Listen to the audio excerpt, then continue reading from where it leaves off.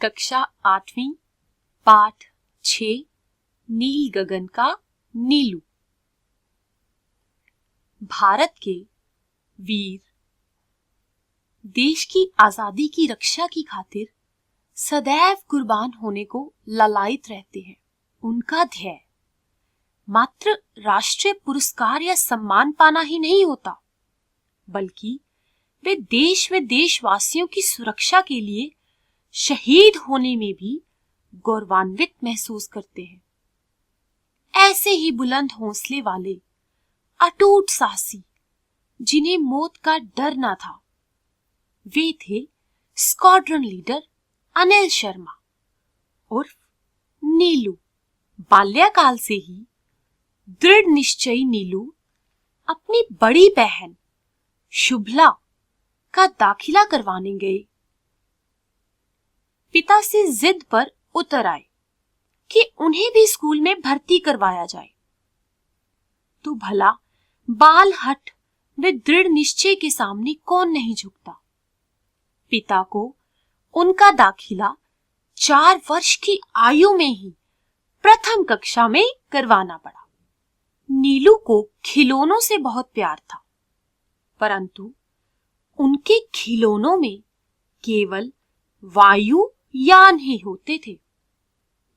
उनके पिता हरि प्रकाश शर्मा वायु सेना में सार्जेंट थे।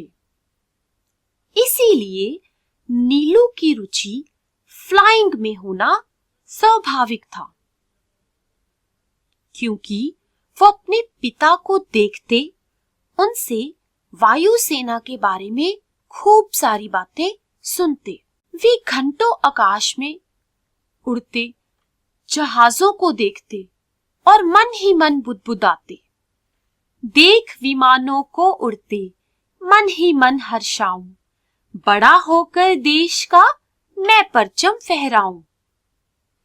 मेधावी छात्र, पर आयु कम होने के कारण उन्होंने मैट्रिक की परीक्षा विशेष अनुमति द्वारा मात्र 14 वर्ष की आयु में ही पास की। वे परीक्षा में अनुमानित अंक भी आंक लिया करते थे। जब उनकी बीएससी नॉन मेडिकल की परीक्षा में उनके गणित में से 100 में से 71 अंक आए, उन्होंने अपनी मां उषा शर्मा को बताया, आज तक मैंने जितनी बार भी अपने अंकों का अनुमान लगाया, हमेशा उतने ही अंक आए हैं। इस बार मेरे 91 अंक होने चाहिए थे।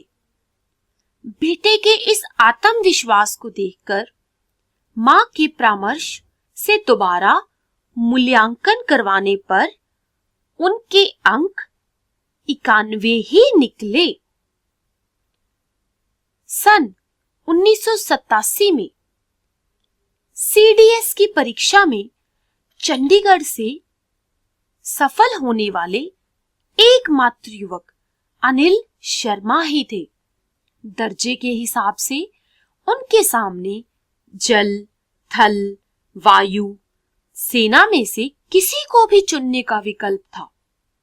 इसके अतिरिक्त तीक्ष्ण बुद्धि वाले नीलू का केंद्रीय उत्पाद शुल्क विभाग एवं सीमा सुरक्षा बल में सहायक कमांडर के रूप में भी चयन हो गया था।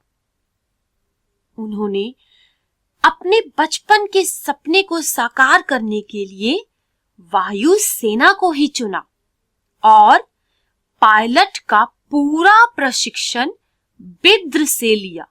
जनवरी 1993 में इनका विवाह दीपिका शर्मा से हुआ, जिनसे इन्हें एक पुत्री रुशिल और एक पुत्र वैभव प्राप्त हुए। उनकी असाधारण प्रतिभा एवं समर्पण भाव को देखकर इन्हें जल्दी ही वायुयान चालक प्रशिक्षक नियुक्त कर दिया गया। स्वभाववश वे अपना काम शीघ्र ही निपटा लेते थे।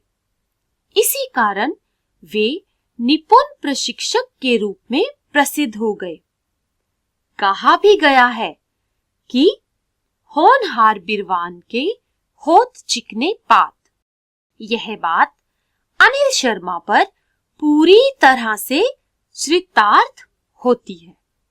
7 नवंबर 1966 ईस्वी को करतारपुर में जन्मे, वो भी समय से पहले, और असमय बोलने लगे, असमय ही पढ़ने लगे और असमय ही नौकरी करने लगे, और फिर पूरे यौवन में असमय ही मातृभूमि के लिए न्योछावर भी हो गए।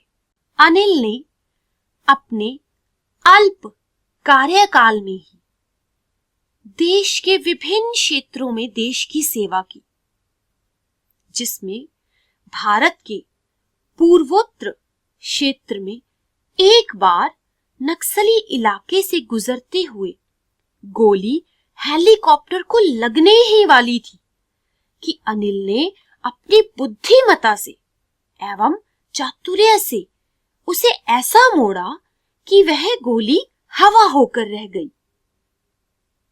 फिर गुजरात के दलदलिया कच्छ क्षेत्र में सिर्फ 1999 में पाकिस्तान द्वारा UMB, जिसका नाम अटलांटिक था, भारत की ओर छोड़ा गया।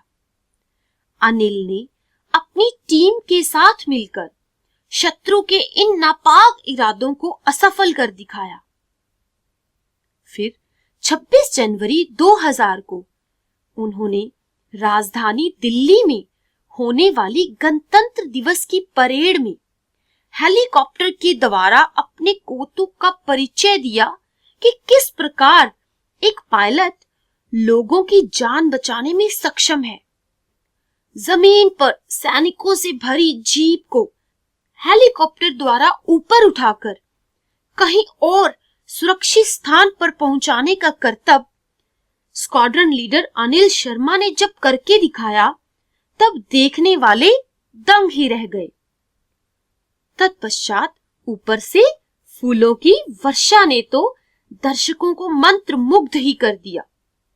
जुलाई 2000 में रामपुर बुशहर, जो कि हिमाचल में है, वहां पर बादल फटने से आई बाढ़ जैसी भीषण परिस्थितियों में बचाव कार्य द्वारा अनेक लोगों की जान बचाने का जोखिम भरा कार्य किया, जिसके लिए आज भी वहां के लोग अपने आप को ऋणी मानते हैं।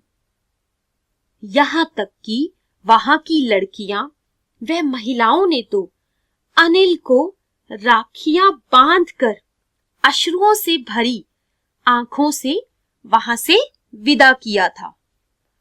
इस तरह अनेक बार अनिल ने अपनी बुद्धिमता, चातुर्य, कौतुकता एवं निर्णय लेने की क्षमता से देश को गौरवान्वित किया। देश रक्षा की खातिर मैं नील गगन उड़ जाऊं, नीलांबर से नील नीर में मैं नीलू मिल जाऊं। ऐसी भावना से ओतप्रोत नीलू हमेशा चुनौतीपूर्ण कार्यों को करने में तत्पर रहते थे।